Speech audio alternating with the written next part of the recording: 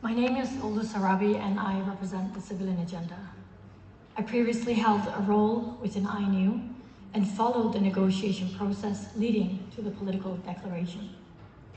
This process was driven by our collective belief that the use of EWIPA is unacceptable. We aim to draw a red line against their use to protect civilians from the catastrophic harm these weapons have on people's lives and communities around the world. When we gathered in Dublin to celebrate the endorsement, we know there would be a long road ahead to ensure that it would be properly implemented and universalized. This follow-up conference is a welcome opportunity to sustain this ambition.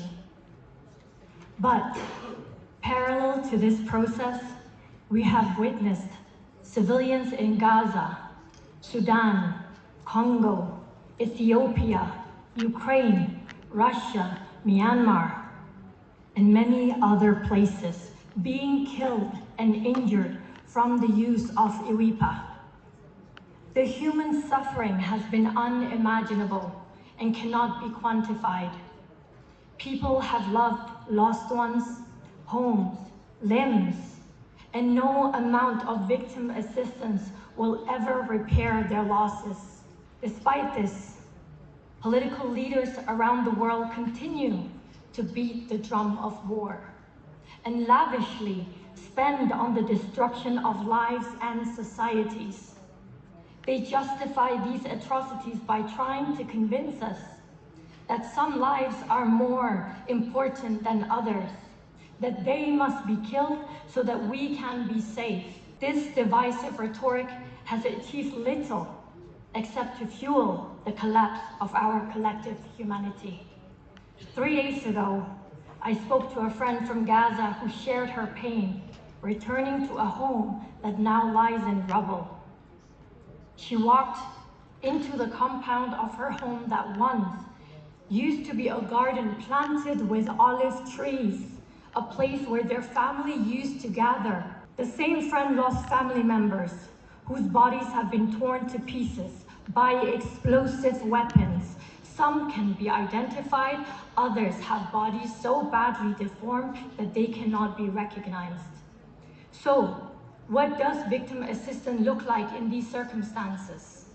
Can states reassemble the skin, the bones, and the flesh of the affected communities and bring them back from the dead? The truth is that some of the states who have signed the political declaration are the same states that continue to arm and fund genocide. What good is the declaration if the same states that talk about victim assistance continue arms transfer to actors who use these weapons for genocide, creating the need for victim assistance in the first place? The declaration calls upon states to reject and refrain from using explosive weapons, but certain militarized states insisted on inserting the qualification where appropriate. We now see why these words were important to them. The commission of genocide appears to be one of those occasions where militarized states have deemed it appropriate to use explosive weapons. We have a message to those states. You may think it's okay to annihilate people in this way, but we don't. We reject your justification and will hold you to account. States must bear their responsibilities under the declaration and ensure that the effort that has been tirelessly poured into this declaration for over 10 years have a real-world impact. We cannot afford for this declaration to become another lip service for affected communities.